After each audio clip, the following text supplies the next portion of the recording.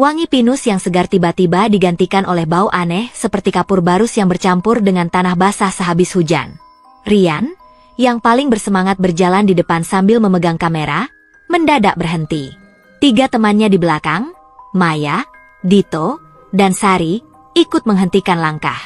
Suara azan maghrib dari desa di kaki gunung yang tadi masih sayup-sayup terdengar, kini hilang sama sekali, ditelan oleh sunyi yang terasa pekat. Kata Bapak Juru Kunci, "Kita seharusnya sudah turun sebelum maghrib," bisik Sari.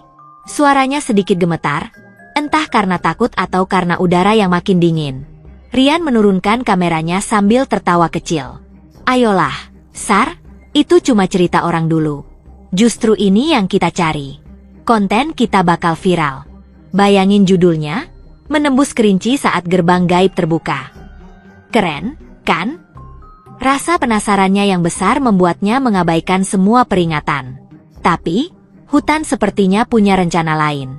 Jalan setapak yang jelas di peta digital Dito, kini di depan mereka terbelah menjadi 3.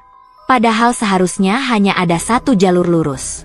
Tak lama, kabut tebal turun begitu cepat, seperti selimut putih raksasa yang menelan mereka. Bersama kabut itu, terdengar alunan musik yang aneh. Bukan suara alat musik modern, tapi seperti tiupan seruling bambu yang melodinya terasa sangat tua. Musik itu menenangkan, tapi anehnya juga membuat bulu kuduk berdiri.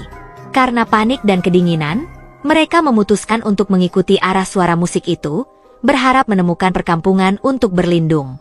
Setelah berjalan cukup lama, mereka akhirnya menemukannya.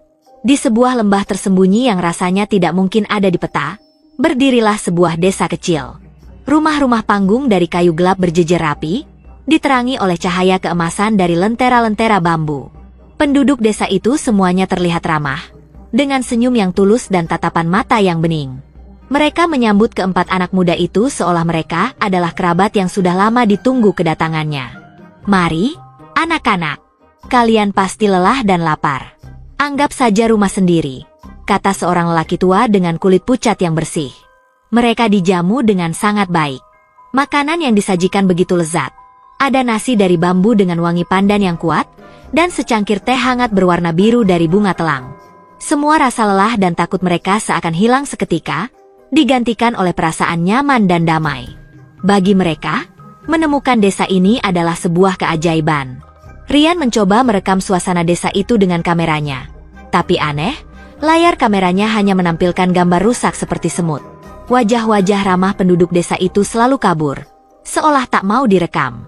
Itu adalah keanehan pertama yang ia rasakan. Mereka menginap malam itu. Tapi malam sepertinya tak pernah benar-benar menjadi pagi. Di desa itu tidak ada matahari terbit. Langitnya selalu dalam keadaan temaram seperti saat senja. Dito adalah yang pertama kali berubah. Ketika Rian bertanya tentang rencana mereka untuk turun gunung, Dito hanya mengerutkan kening.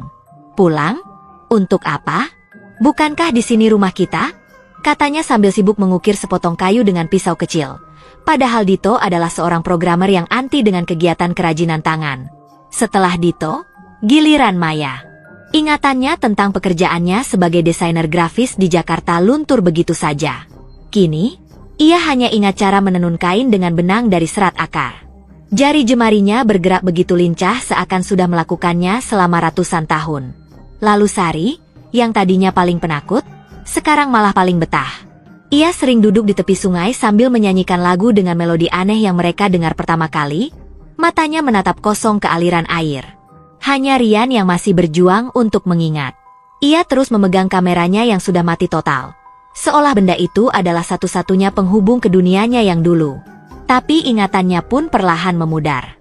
Wajah ibunya, suara bising jalanan kota, bahkan alasan kenapa ia ingin sekali mendaki gunung ini, semuanya terasa seperti cerita milik orang lain.